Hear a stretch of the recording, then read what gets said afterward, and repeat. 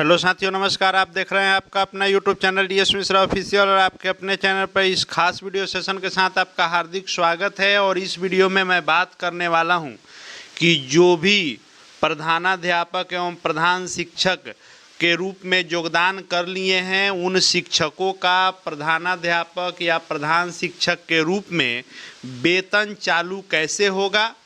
यानी जो लोग या तो विशिष्ट शिक्षक से प्रधानाध्यापक प्रधान शिक्षक में गए हैं या बीपीएससी विद्यालय अध्यापक से प्रधान शिक्षक प्रधानाध्यापक में गए हैं, या जो नियोजित शिक्षक से ही प्रधान शिक्षक और प्रधानाध्यापक में गए हैं, यानी किसी भी संवर्ग से कोई शिक्षक एचएम और एचटी में योगदान किए हैं, उन लोगों का वेतन कैसे चालू होगा, एचआरएमएस में आपका कैसे नया परिवर्तन होगा, बदलाव होगा, जो एचआरएमएस का कन्वर्जन है वह कैसे होगा, क्या क्या प्रक्रिया होगी, इन सब से संबंधित महत्वपूर्ण बातें इस वीडियो में आपको मिलेगी। तो वीडियो खास होगा, अंत तक मेरे साथ बने रहेंगे। और यदि चैनल से अब तक नहीं जुड़े होंगे तो चैनल को सब्सक्राइब करके बेल आइकन को प्रेस कर लेंगे, ताकि आगे भी प्रधान शिक्षक एवं प्रधानाध्यापक से जुड़ी हर महत्वपूर्ण जानकारी आप तक पहुँचती रहे।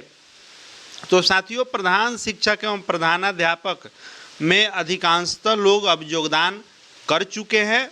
बाकी कुछ लोग यदि अभी बचे होंगे तो सभी लोग 26 जुलाई तक योगदान कर लेंगे। अब योगदान करने के बाद जो टेक्निकल ज्वाइनिंग होनी है, उसके लिए आपका योगदान पत्र जमा हो रहा है या होगा, उससे आपकी टेक्निकल ज्वाइनिंग हो जाएगी, ऑनलाइन योगदान आपका हो जाएगा।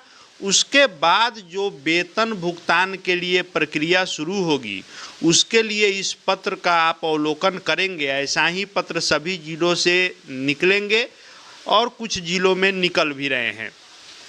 तो जो भी कोई शिक्षक या तो वे बीपीएससी टीआरई 1 में गए हों नियोजित के बाद, या बीपीएससी टीआरई 2 में गए हों, या सक्षमता 1 में हो या सक्षमता 2 में हो, इन किसी भी संवर्ग से वे बीपीएससी टीआरई 3 या हेड टीचर या हेडमास्टर में उनका चयन हुआ है, तो उनका एम्प्लॉई डाटा इनएक्टिव किया जाएगा और एम्प्लॉई कन्वर्जन होना है। और एम्प्लॉई कन्वर्जन हेतु ये सभी कागजात एचआरएमएस कोषांग में, आपके ज़िले का जो भी शिक्षा विभाग के अंतर्गत एचआरएमएस कोषांग है, उसमें जमा किया जाएगा। इसका अर्थ क्या हुआ, तो चाहे आप किसी भी संवर्ग से इन नए संवर्ग में गए हैं, चाहे बीपीएससी टीआरई 3 में गए हों या प्रधान शिक्षक में गए हों या प्रधानाध्यापक में गए हों, तो पहले आपका यदि एम्प्लॉई के रूप में, यानी विद्यालय अध्यापक या विशिष्ट शिक्षक के रूप में आपका डाटा चूँकि अपलोड है, तो उसको इनएक्टिव किया जाएगा और फिर से आपका एम्प्लॉई का कन्वर्जन होगा, यानी आपका हेड टीचर हेडमास्टर के रूप में एचआरएमएस अपडेट किया जाएगा, क्योंकि आपका पद बदलेगा, मूल वेतन बदलेगा, बहुत सारे बदलाव किए जाएंगे। उसके बाद आपका वेतन भुगतान होगा।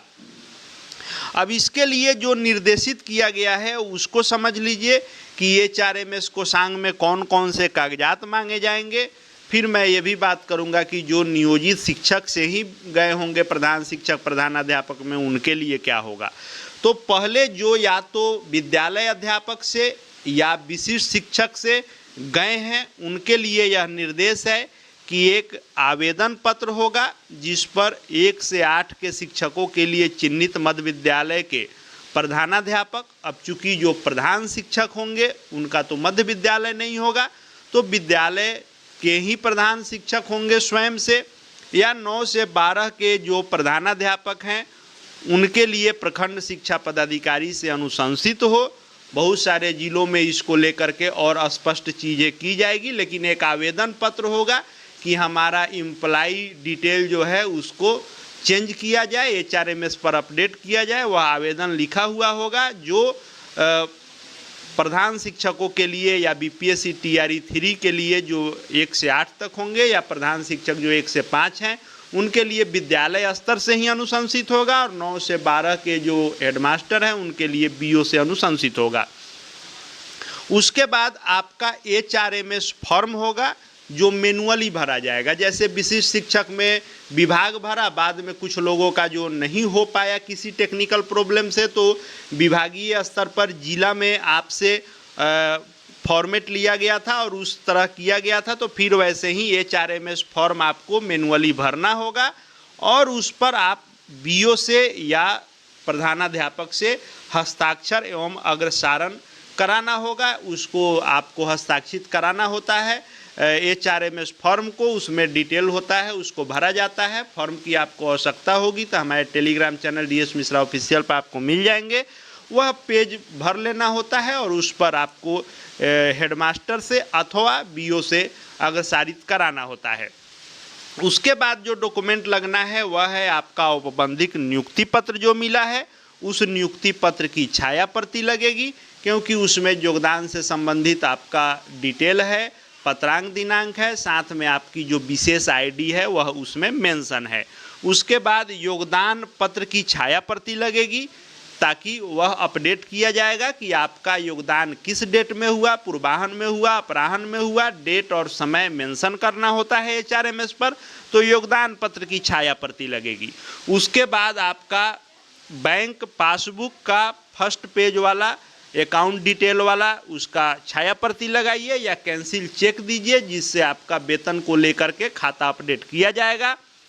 त्याग पत्र की छाया प्रति, तो त्याग पत्र की छाया प्रति प्रधान शिक्षक और प्रधानाध्यापक वाले में नहीं लगेगा, क्योंकि स्वतः त्याग पत्र है। इसमें मेंशन इसलिए किया गया है क्योंकि BPSC TRE 3 का भी इसमें जिक्र है कि कोई BPSC TRE 1, 2 छोड़कर 3 में गए हों या विशिष्ट छोड़कर 3 में गए हों, इसलिए त्याग पत्र का यहाँ मेंशन है। प्रधान शिक्षक प्रधानाध्यापक मामले में यह नहीं लगेगा।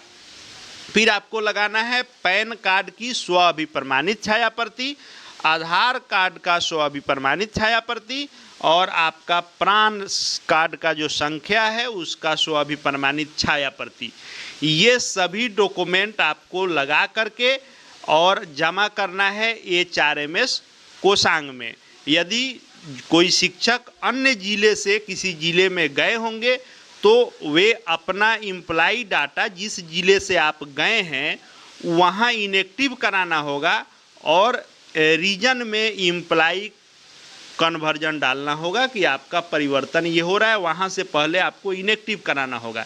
जैसे मान लीजिए कि कोई व्यक्ति पहले जो है पटना में थे और प्रधान शिक्षक या फिर प्रधानाध्यापक के रूप में मान लीजिए कि वैशाली जिले में आ गए हैं, तो उनको पहले पटना जिले से इनएक्टिव कराना होगा, तब यहाँ पर फिर आपका अपडेट होगा। तो इस तरह से प्रधान शिक्षक प्रधानाध्यापक को ये सभी डॉक्यूमेंट लगा करके और HRMS का फॉर्म भर के HRMS कोषांग में जमा करना होगा। इसके लिए आपको बहुत जल्दबाजी की अभी आवश्यकता नहीं है। आपके ज़िले में स्वतः पत्र निकलेगा। अभी पहले टेक्निकल ज्वाइनिंग होगी, क्योंकि टेक्निकल ज्वाइनिंग होता है इस शिक्षा कोष से आपका डेटा मैच किया जाता है, उसके बाद ही HRMS अपडेट किया जाता है। तो पहले टेक्निकल ज्वाइनिंग होगी, उसके बाद यह वेतन भुगतान वाली प्रक्रिया आपकी होगी।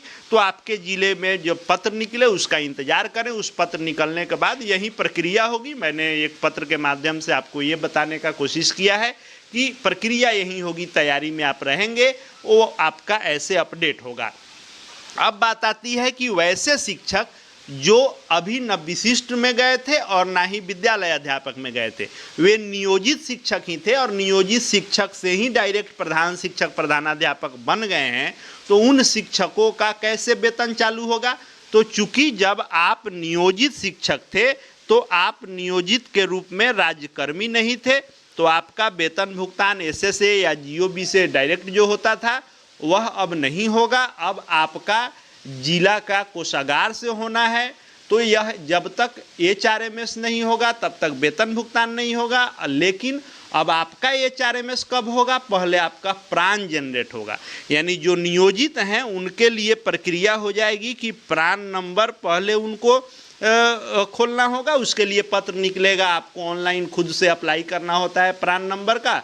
और प्रान नंबर जब जनरेट हो जाएगा, प्रान आपको मिल जाएगा, तो प्रान नंबर मिलने के बाद HRMS विभाग आपका स्वयं करेगा। और जब HRMS हो जाएगा तब आपका प्रधान शिक्षक प्रधानाध्यापक के रूप में वेतन मिलना शुरू होगा। लेकिन जो नियोजित हैं उनके लिए अब इसकी आवश्यकता है। जो नियोजित से पहले ही या तो विशिष्ट शिक्षक बन चुके हैं या फिर BPSC से TRE 1 TRE 2 से विद्यालय अध्यापक बन गए हैं, उनको तो पहले से चूँकि उनका प्रान नंबर जनरेट है, HRMS जनरेट है, सिर्फ HRMS को कन्वर्ज करना है, बदलना है, परिवर्तन करना है, तो उनके लिए ये सारे डॉक्यूमेंट जमा करके देने हैं। उनका सिर्फ अपडेट हो जाएगा, बदलाव जो महत्वपूर्ण है हो जाएगा, वेतन चालू हो जाएगा। जो नियोजित से गए होंगे उनका पहले प्रान तब HRMS होगा। आगे जो भी और अपडेट निकल करके आएंगे सब आपको यहाँ देखने को मिलेंगे। चैनल से जुड़ जाएंगे, चैनल को सब्सक्राइब करके बेल आइकन को प्रेस कर लेंगे। साथ ही हमारे Telegram channel DS Mishra official से भी जुड़ जाएंगे,